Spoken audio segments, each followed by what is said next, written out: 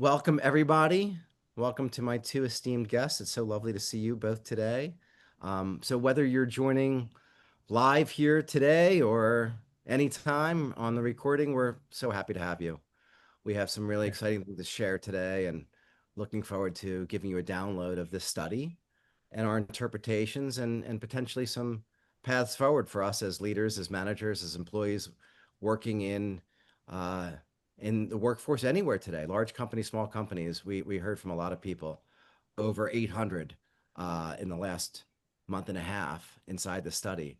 So really excited to share the study and your interpretations, Fran and Lamar. And for those who are joining, want to just briefly introduce my guests here. So Fran Lawler, an investor in agency. So we're thrilled to have you. And you saw this possibility pretty early on when we shared our prototypes. So thrilled to have you, former CHRO, right now a coach and a practitioner and a guide for many leadership teams, brings an enormous amount of sophistication and experience in your discipline. So thrilled to have you here and speaking specifically to your leadership energy. And I want to poke into that a bit. Lamar Pierce, if you don't know who Lamar is, professor of strategy at Washington University of St. Louis, but also editor-in-chief of organizational science and really tuned into what's happening in the world of behavioral science, world of strategy and organizational change. Has been a part of many AI startups, so brings that experience as well. And for those who don't know our backgrounds at agency, we are bringing a new technology, a novel approach to this kind of research. So doing qual and quant through an AI-based interview. We had over 800 of these interviews with Vega, and you're going to hear the interpretation of that. So I'll dive in a little bit more to the technology, but just real briefly, Fran Lamar, if you could, before we get into the data, just a minute or two, Fran, if you wouldn't mind starting. Um, what brings you to this conversation today about bracing for the AI revolution? Yeah, great question. Thank you for the intro. Thank you for the option to be here and really talking about this. You mentioned that I'm an investor in agency, and I remember the first time you shared kind of the vision.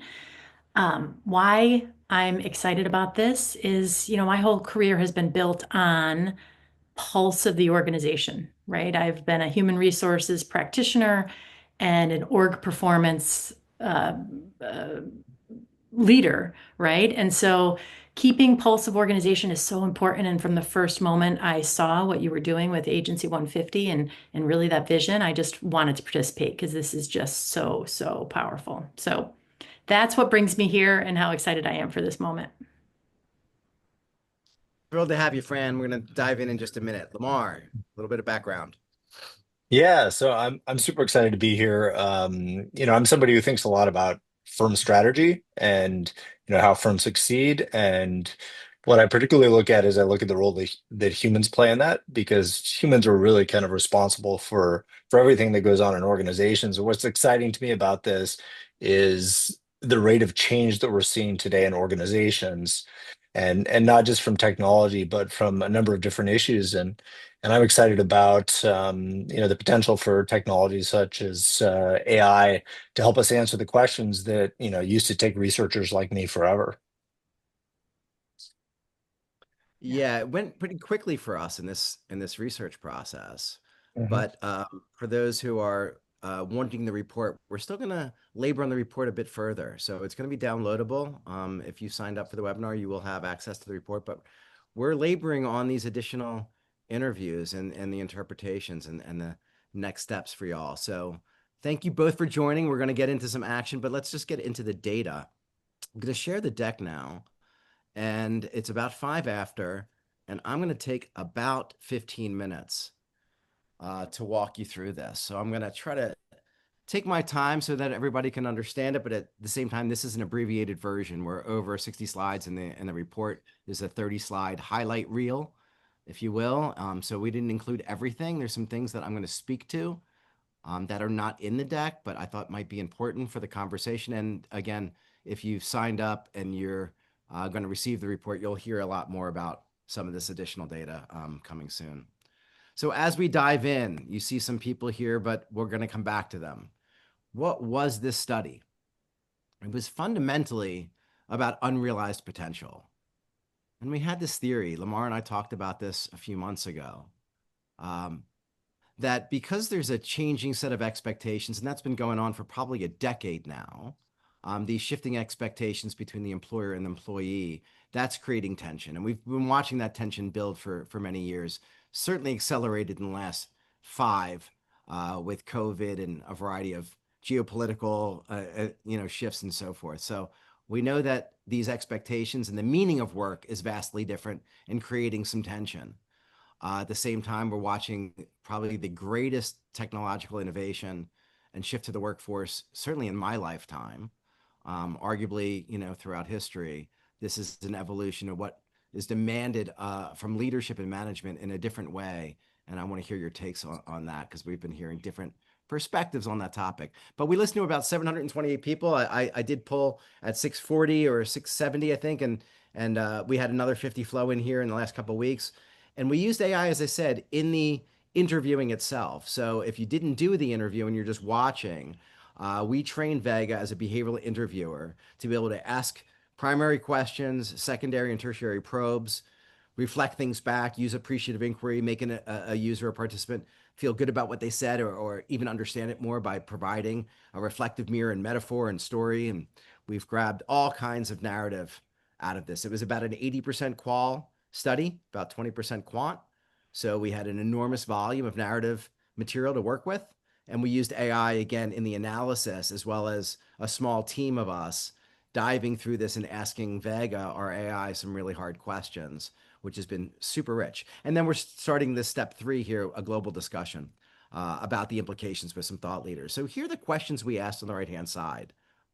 Beliefs about changing expectations. We asked to score in quant about your embodiment as part of the workforce on your individual potential. And also, I see number 4, scores on how ready or capable your company is on converting um, raw energy, raw potential into momentum for the enterprise. Number 3 is about the feelings about these shifts. We're talking about the experiences that people have about being recognized and the programs in place to give them an engaging experience at work. And then we ask for their ideas and solutions for improvement and advice for CEOs. So fundamentally, as you see on the left-hand side, fundamentally in big buckets about leader and manager expectations versus employees, about the emotional and cognitive toll these changes are taking on the human beings, and also just how do we unlock this. So we got very much into almost user-generated ideation and crowdsourcing of ideas. So as we talk about manager and leader expectations, we're going to present them to you in polarities. We're going to illustrate those different expectations as they arrive to us, as Vega, our AI, illustrated them in these structural and philosophical polarities, different beliefs that we have maybe as an employee versus as a leader in the state of the workforce. Second one about the emotional and cognitive toll, we're going to look at that through the lens of personas. And we were thrilled when Vega unearthed these 4 beautiful personas that we get pressure testing, and they really stood strong under those tests. So I think that would be helpful to understand who are these people in the workforce and how do we get them to feel better and bring more of their potential forward. And each one of these personas needs something different, has a different worldview, a different set of communication requirements and emotional needs and so forth. So we'll dive into that a bit here and then talk about these unrealized potentials through barriers and solutions. So starting off in the data, trying to move a little quickly here, 4 minutes in. This sort of map, when you talk to an AI and you do good narrative analytics, you're going to see frequency counts, like what was said the most. And you look at this, and this might not look different than any word bubble or any exercise that you've done in a similar way. I found no value in this, by the way. This first pass, I was like, okay, tell me something new here. And then we started using our AI's ability to do sentiment analysis and clustering around tonality and context. And then something different happened to this map. We started seeing some of the same words like career progression, not in a way that we understood it. I mean, I hear that and I think, oh, people are growing. That's what they're talking about. They're excited about growth in their next career. Well, they're actually describing that as a way of illustrating their fears and insecurities and instability that they feel about their jobs. So when you start looking at the same map through these lenses, that's what we'd encourage our audience to do when you do your research on employees, it really is about getting beneath the data. We've seen a ton of studies in the last 6 months to a year about the workforce, but in mostly quant, we don't really unearth this kind of material. So it's important to understand. And you see this sort of thing. About half of the population of the workforce is feeling either generally positive or extremely positive, but about half is feeling uncertain or generally anxious and freaked out. And when you think about, if I use Lisa Leahy's frame, and we'll be talking to her later in the webinar series, about people having their foot on the gas and the foot on the brake. And sometimes we don't even know that we have our foot on the brake. I think this map illustrates that humans in our organizations are definitely having some foot on the brake, some resistance to change. We just need to understand what it is. When we ask them about their unrealized potential, they're saying about a third of it is left on the table. So what are they really saying? They're saying we have huge barriers to bringing ourselves forward, whether it's about the lack of recognition, whether it's about psychological safety, whether it's about bureaucracy. We are keeping our skills, we are keeping our possibilities, we're keeping our creative ideas to some degree close to the chest. We're not feeling comfortable sharing all of who we are. We're in a high degree of change. There's a great degree of anxiety, as we saw in that general composition. But people want to bring more. They want to give more of themselves, but we have to figure out how to unlock this last third. When we ask them about their company's ability to convert their energy, not just them, but their colleagues' energy and potential into enterprise momentum, how are they doing? And it's similar numbers, right? We're seeing in 60-65%, and this is different than what you'd see in traditional engagement scores. When you look at 12 questions from Gallup, or you look at these sort of compositions of engagement, this is quite different. This is them describing their specific skills, their specific talents, their specific ideas that they want to bring forward that they're not, and they're giving us specific answers or rationale and perspective on why their companies are unable to do that more effectively. And here's some of the things that we're saying or we're hearing. Someone saying, hey, I'm only giving you 40 because we've got a long way to go. Leadership only values client-facing work. This is probably in a consulting firm or something like that. So parts of the population just not feeling seen and heard. So a lot here, but we're going to move quickly through this to get to these polarities. And this is where I want to spend a bunch of our conversation, Lamar and Fran. So I know you've seen some of this in a pre-read, but here's what I want to unveil for our audience and to get your reactions to when we're done with the data. And these exact positions on the spectra is very subjective, but generally, and you'll see in the following slides, we didn't do that subjective analysis. This was not AI. This is a bit of our human determination, but we're seeing that these very important ideas about what work means. I like coming to work in a way that acknowledges that I have a family. I take care of my parents. I've got my kids. 5 years ago, I changed that under COVID. I've got some real parameters around my job and about what I can do. So this is not about me being a diva or being entitled. This is what the data is saying. I'm acting it out here. They're saying, hey, I have structures in place now that demand flexibility. And leaders are saying, well, we're in a different place now, 5 years of not having you all around. We need you here. I need you to be delivering. We need to have more focus on goals. We've got a lot of transformation underway. I need you to be in the office. And these sort of natural reactions to our context is creating some polarity, some paradox, right? And we're seeing this on every one of these spectra. I, as an employee in my state of fear and insecurity, I want to understand what I'm here for. I want even more meaning and purpose in my life. And leaders are saying, no, actually more, what we need more of is productivity. We need more delivery. We need more execution. People are saying, I need more transparency. I need to understand where we are. I need to feel empathy. I need to understand, where your heads are, where the company's heading. I don't have a clear picture of that. And leaders are saying, actually, we need to have tighter control of information. So you can see this across these fundamental worldviews and beliefs, values of what I come to work for or how I manage. And the biggest finding for me, for the audience here and for the two of you, is that in the data, as we reflect on it over many weeks, there seems to be a survival mechanism in place. There's more than just change. There is as my other friend Amy Fox will tell you on our upcoming webinar, there's an amygdala hijack underway here. There is a degree of instability, a degree of fear, that we need to really tune into here, because my natural reaction as a leader is to micromanage more and to control more because I'm under threat. When I'm under threat as an employee, I want more connection, more meaning, more of my values feeling resonant in the organization. And these are just different ways of dealing with stress and survival that unfortunately, depending on where you are in the hierarchy, is creating paradox against others. So really important, and you can see the quotes beneath these. Employees are saying, I want more flexibility of when I work and how I work. It's important for versatility and dynamism. And you hear from leaders, we just need to go back to the old way because the new ways take more effort. Like this is just a sampling, and you'll see more data in the report. You'll see this on every one of these ideas. So as you get into the characters here, and I walk you through as participants and Lamar and Fran, these polarities. Now let's talk about, well, who are these people?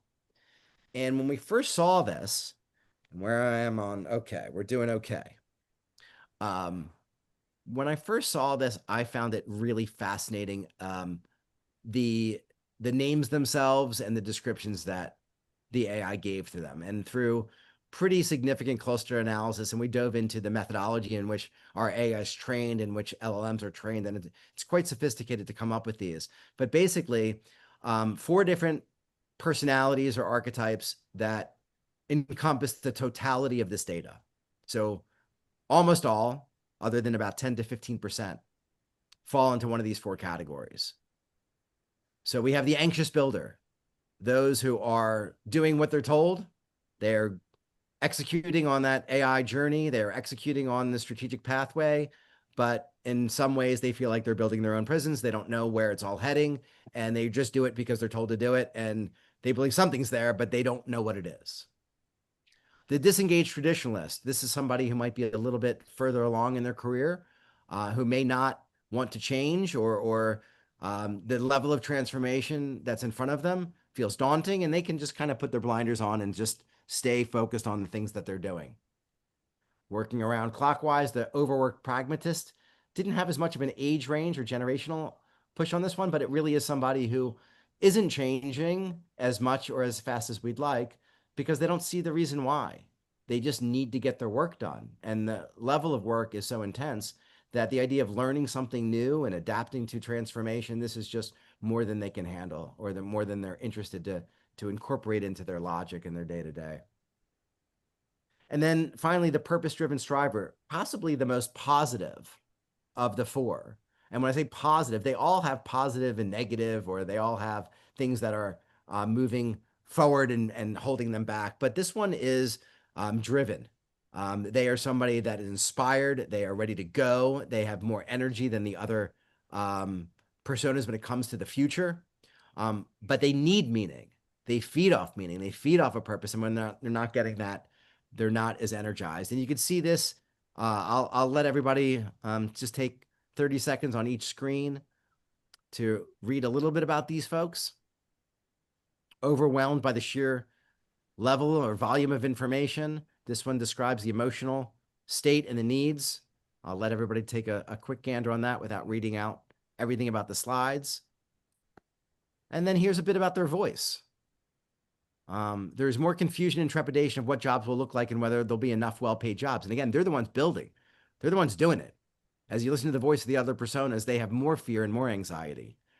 The disengaged traditionalist, I will say, maybe a bit provocative for my ex-colleagues in my consulting business, but many of the partners I know that are senior in the consulting world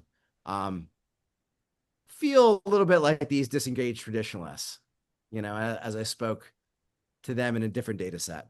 Here's what their emotional state is and their needs, and things that they're saying in their voice. Seems to me that not enough people now are focused on actual results. They're more focused on how they work and rather than what's being produced. Many employees are being coddled and act as if working here is a right, not a privilege. And I will take the opportunity to say to our viewers here, if you're a leader and you are still today saying that our employees are too coddled, and whether you feel that or not, I will just say that's probably not going to be helpful for you. That worldview of distancing yourself to these, in your words, entitled or coddled people, that will create more paradox, more polarity, more distance. Your ability to engage them and guide them and mentor and grow them will be suboptimal. So as we look at each one of these, I'll give you again another 30 seconds to read, but we won't spend too much time on these. Again, this person values flexibility, autonomy, a supportive work environment. They value balance. They want to make a difference. They want growth and development. Now, the interesting thing that you see across all these personas, they all want some growth and development. They all kind of need it in this environment. So whether it's from threat or from ambition, whether it's intrinsic or extrinsic, you'll see that in all the personas. This one says, I want purpose and meaning for my work. I want to enjoy what I do and with whom I do it. I want folks who appreciate what I do. This is your purpose-driven striver. And then your overworked pragmatist who knows how to get the job done. Often feels underappreciated, struggling to keep up with demands. So this idea of taking on more, growing more, doing things that they don't know how to do, that feels a stretch for somebody who's in some degree of overwhelm. And again, what do they need? Reduced workload, clear priorities. And I'm so excited to talk to you both about this as I see you on screen nodding and taking all of this in, because there is something about the doorway, I guess, that I'm most curious. Like, how do you get through the door to begin to communicate to these sort of archetypes or personas?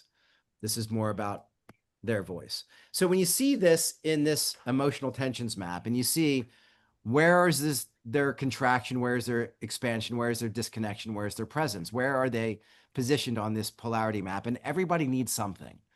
We're not saying any of these personas are right and perfect and beautiful and executing as planned. They all need something, and they're telling you what they need and what they want. But this is where they live on your classic 4-quadrant 2x2. And you can get a sense of how do we move people from contracted to expansive? How do we move people from a cultural freeze in the bottom left? I like things just the way that they are. What do they need to hear to move out of that? What do they need to experience to evolve? So this is the last slide, and I'm going to have some discussion. When you go through all of the data and you explore what our participants said that they need, what are the solutions that are most important to them, and what did the AI do to categorize that and make sense of it for us? It was 3 buckets. Reskilling is number 1. Investing in reskilling and development, which is really about a culture of learning. I don't think we use those exact words here, but I think that is, from my interpretation, the essence of the first column here. How do you create an environment for reskilling and development, not just do the work, but create that context? A lot of the people in the study talk about their fears, their insecurities, their lack of psychological safety. So the reskilling is a great tactic. It's an important thing to do. But the thing that surrounds that, I'd say, is even more important, as we talk about in organizational development language. You know, the planting of seeds is important, but the tilling of the soil comes first. Second column, embracing transparent and empathetic communications. So people want to be in the know. They want to be heard. I think we got quite a bit of this from Vega just in their interpretation of that study of like, thank you for listening. Thank you for hearing us. Thank you for sharing this information. And they want to be a part of it. They want to know the organization's vision so they can have context, so they can help execute without being told everything. They don't want micromanagement. Again, they're on the other side of that polarity. They want agency. They want trust. They want belief.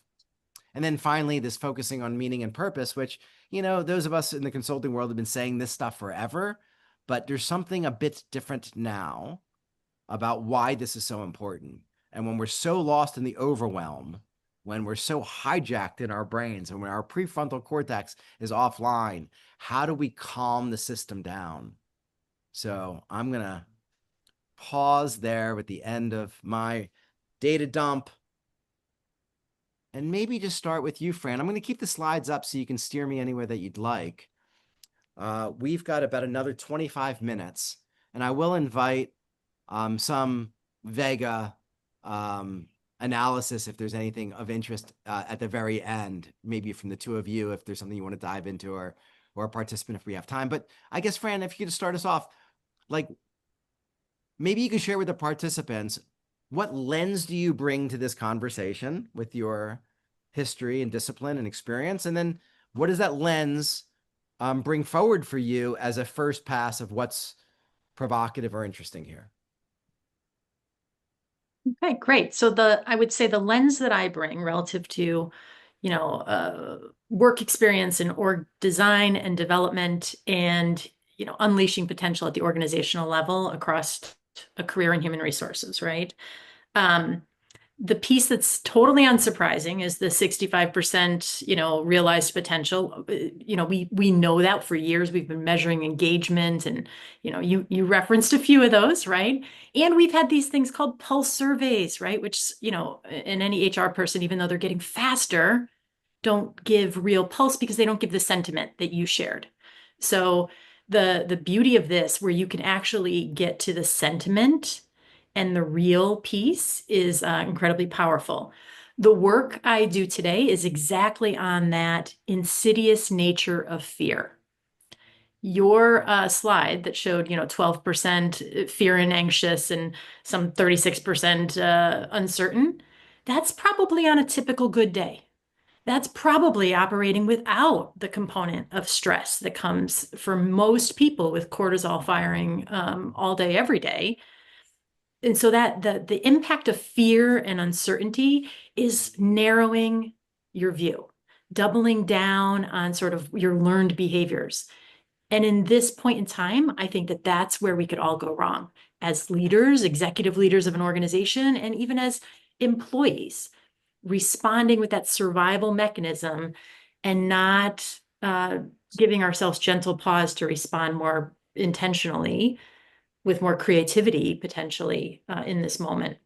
So really powerful data set and an opportunity to think differently at all levels. Yeah, towards the end, Fran, I'd love for you to take a note because I want to dive into like how do you do that? And I know you help your clients do that, but taking that Yeah, pause and you know, unlearning is a lot harder than learning. Like, the absolutely. repatterning is real tough. We can pattern very, very quickly, but the repatterning intentionally. So maybe you can spend some time helping us Yeah. think about that. But Lamar, what do you bring to this? What's your lens and discipline? And then what's your quick pass on what was provocative here for you? Yeah, sure. So my background's actually in economics and operations management. So I tend to come at things from a very sort of formal structure type question. But I think, the more that I've worked on this, the more that I've studied people and organizations, the more I've come to really value and understand how crucial it is to understand the psychology of people. That it's not simply about, what do we expect them to do or how do we expect them to rationally respond, but so much of it is about what they perceive and what they feel. And it doesn't matter how well you design something if people don't understand what you want them to do, if they don't feel motivated to do that, if they have these very natural responses of fear and loss, which we know people respond very poorly to, then no matter how well you design your operations or anything else, they're just not going to succeed. And I think what's really, really fascinating to me, given this perspective, is that ultimately the hardest question for organizations, at least sort of what I've seen, is about change. How do you change? And I think you guys have discussed this already. But anytime that you sort of design an organization or motivate your employees, then you look up and you need to adjust that constantly. And we're in this era now where we are seeing change at a rate we have never seen before. And sometimes this gets thrown out as hyperbole, right? Well, this time it's different. But it is different. I mean, if you think about the internet, which was this big transformational technological change, what we're seeing from artificial intelligence and how it's permeating every organization, every market is happening at an order of magnitude faster, just so much faster. And what that implies is it implies that organizations need to be constantly monitoring and managers need to be constantly monitoring how people are feeling, how they need to make adjustments, because those adjustments are going to happen so much faster. And it's, as everybody I'm sure knows, it's nearly impossible to get anyone to change, whether it's someone like my fifth grade son or, your employees, if Yeah. they aren't motivated, if they don't understand why that change needs to happen, and if they don't feel like they're understood. Yeah. Well, you brought up something that I want to poke into because you say the pace of change is at a different level than it's ever been before. And I've heard from some of my colleagues, and they describe the pace of change in a way that I don't know if I fully appreciate or aligned to, but the idea that leadership and management is actually fundamentally different today than it's ever been in history. Like you could read the books from, the Chinese dynasties till, the 1950s and maybe even until the 90s or 2000s, but something in the last few years, maybe a decade or less, has shifted the paradigm that we've moved into, complexity to chaos or the speed of change where the fundamentals are different. And I think there's some truth to that. And then I think that some things are just, humans are humans and it's age old wisdom. But how do you help? And maybe, Fran, you could start. How do you parse that out for our viewers here? Like, how do you think about creating change today and the role of leadership and management Yeah. versus the way that they might have thought about it earlier in their career? Yeah. I'm not sure I would ascribe to the belief that the fundamentals of leadership have changed. I think I guess in my perception is that in the years of Drucker and whatnot, in the years I was growing up as a baby HR person, leadership was about motivating. And I think that's still true. I think organizations are designed around motivating, but I think we are moving into the other part of leadership, which is inspiring. So, motivating, channeling energy. Organizations are designed often fear-based to channel energy, to channel behavior. And inspiring is a very different ask. And inspiring is where you spark new energy, new behaviors, new thinking, new productivity, new creativity. And I think in today's moment, we have to be inspiring, not motivating. Maybe still motivating a bit, but I would love us to motivate in a less of a fear-driven way and inspire more. Interesting. Yeah. Lamar. Yeah, I mean, I completely agree, and I think that's, again, that's telling given how different our backgrounds are. But I think that I understand the sentiment that people think sort of, the fundamentals of leadership are changing, because certainly the types of rules that one might apply to leadership are going to be changing, and what the right sort of leadership decisions are going to be changing. But I'm a big believer that the principles of great management and great leadership uh, are universal. How they Mhm. are applied is very different. In the same sense that, you know, people are people. The principles of how people make decisions, how they feel about things, we're not evolving really rapidly. It's about the application of these and how we analyze it. And so, this is why it's just so important to be in touch with how employees are thinking about problems about the future, because these are rapidly changing. And so I think, we take the same basic principles, and I think, Fran talked about motivation and inspiration. Those are a couple of them. And you take those and you need to think a little bit differently about how those are going to apply in a world where, the technology and the job tasks and the allocation of jobs are going to be different every single year. So again, I think it's the same principles, but I think the applications are going to be different. And if you're going to be changing those applications, you need to be on top of exactly what's going on in your workforce. Well, let me just provoke this discussion then, because I hear from many leaders that they're less interested in that than they were before. I will quote a CEO that I spoke to recently, Gordon. I don't really give a shit if people are engaged anymore. Like I'm tired of asking those questions. We need to get people focused and delivering on our strategy. That's more important to me than whether Yeah. they're engaged and happy. And that sentiment, that's not a one-off from a CEO. Go ahead, Fran. Yeah. I just have to say something here. Like I spent 20 some odd years in HR and I always said, happiness is a terrible metric, right? Happy employees is not my goal. Now, at the time I did say engaged employees, right? I wanted them to have more of their best days at work than they did previously. I think that today it is about making sure they do their best work at work. If you look at Mhm. like what people spend on training and development and what organizations spend on upskilling, skilling their employees, it's so miserable. And and that's the first thing to go. And so how can people feel like they have meaning and purpose if we're not even giving them basic skills? It is shocking to me as I do, basic leader development programs how powerful they are because we just have not invested in our human capacity, in our leader capacity. And and so that's where I would push back a little bit. Like, yeah, I don't want that CEO to be making happy employees or engaged employees, but I'd certainly like them to be upskilling their team to make them productive, creative, to feel confident in their skills. I think there's a little bit of baby bathwater in this conversation.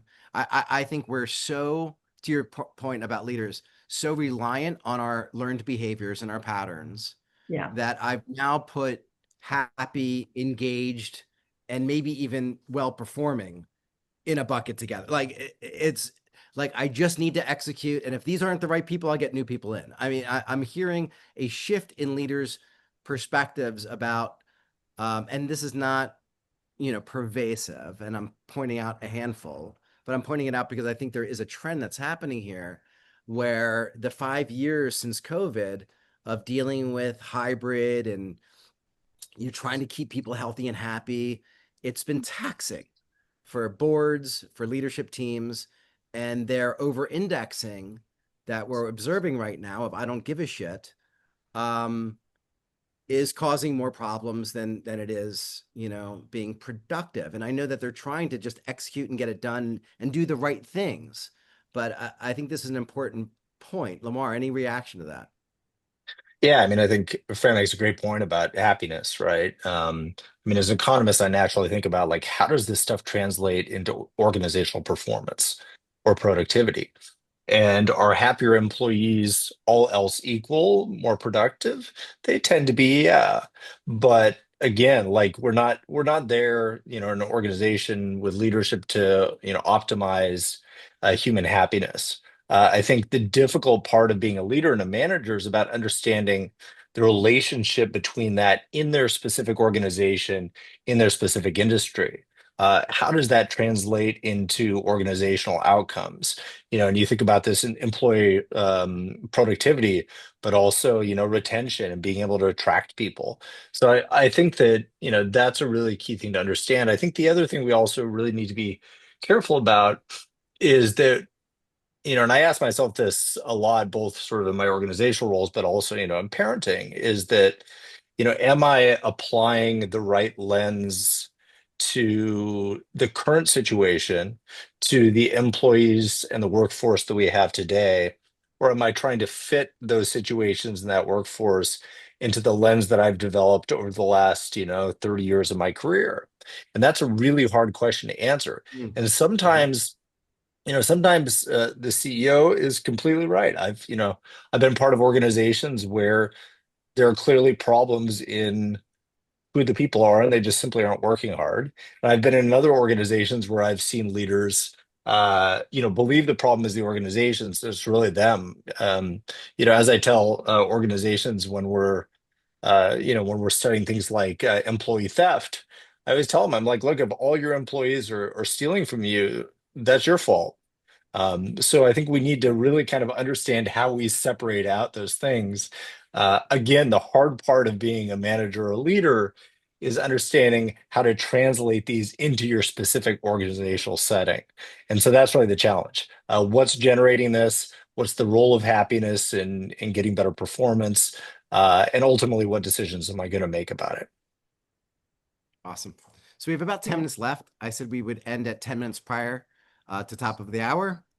So I want to invite for participants, if you'd like, in chat to ask a question of either the panelists or a Vega. We can put Vega up and ask a question of the data set. We might have time for one or two. And as I pose this to our audience, let me ask another question or two to the two of you, and we'll see what comes from participants. But moving into the solution set, we talk about reskilling, Fran, and you talk about not really focusing on happiness, but focusing on performance.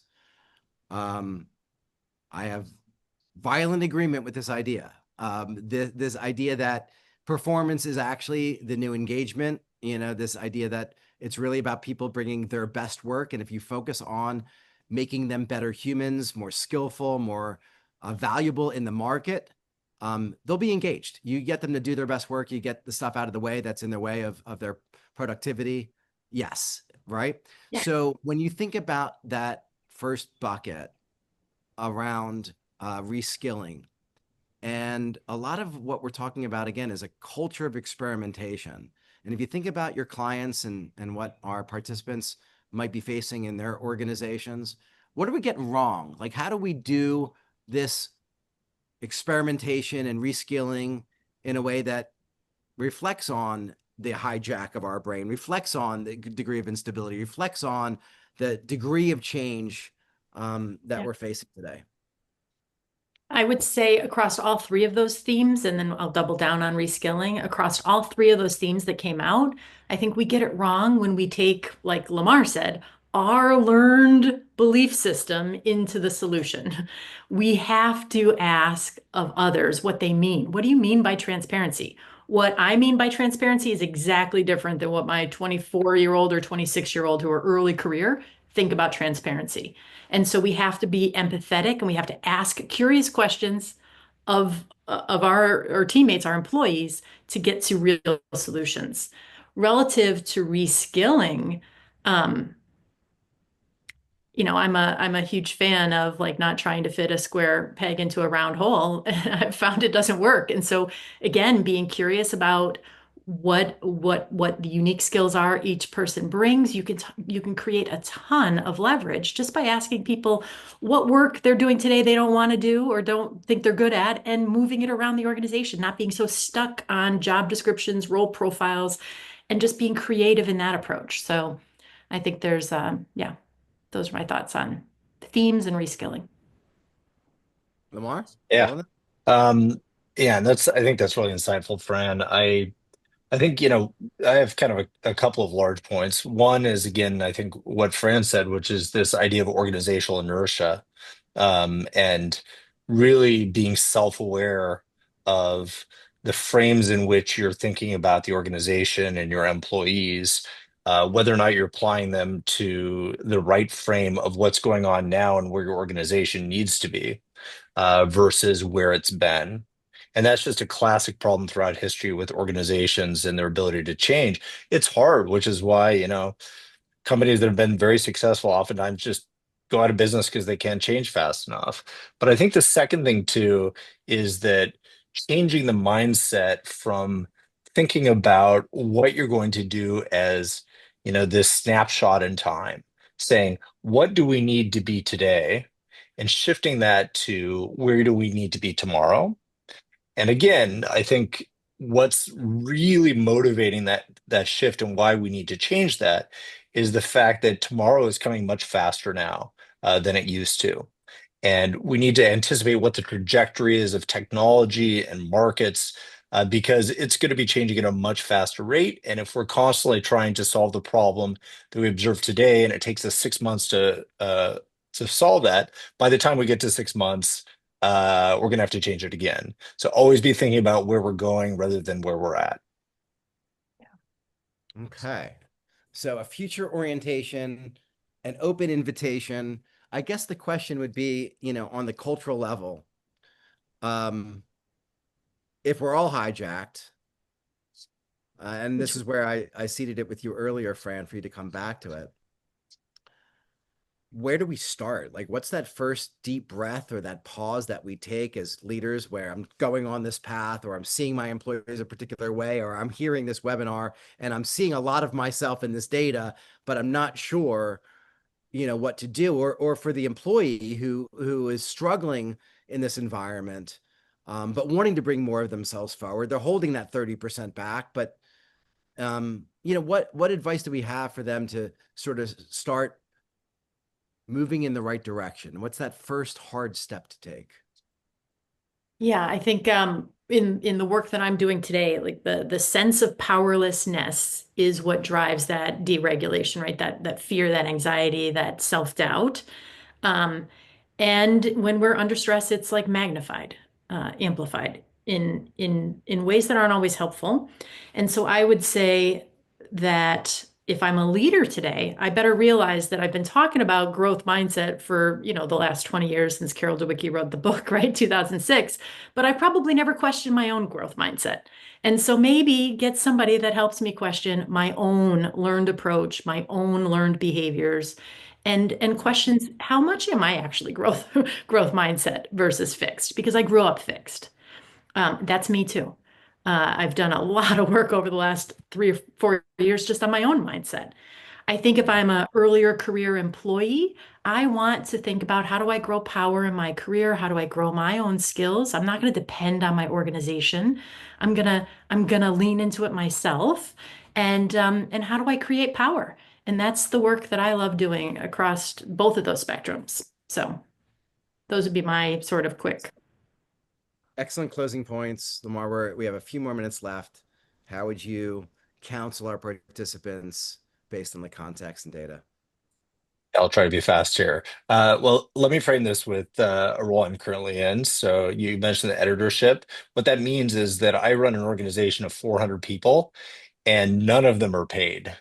And so, that takes, I mean, that really makes this question about how do you motivate people or, get them excited or inspired if you can't even give them incentives. And I tell you where it starts for me, particularly as we've gone through a major transformation, is for me as a leader, it started with humility, is that, I wake up every day with the understanding that I don't know more than everybody else, and that I'm sure I made a bunch of mistakes yesterday. I'll make a bunch of mistakes today, and that there are a lot of things I can improve on.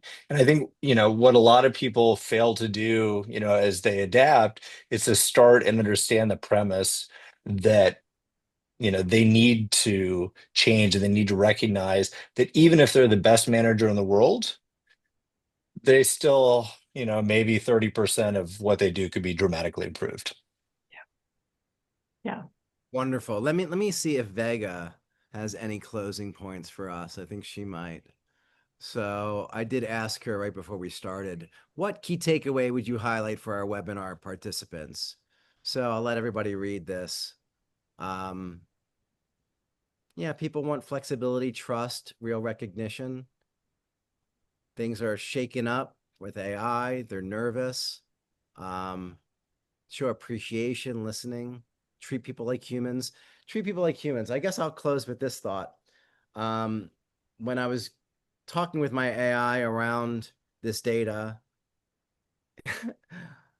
she wrote me this one line, and it said, Hmm. try to get it right, um, that it's human connection and creativity that will define the future of work, not automation.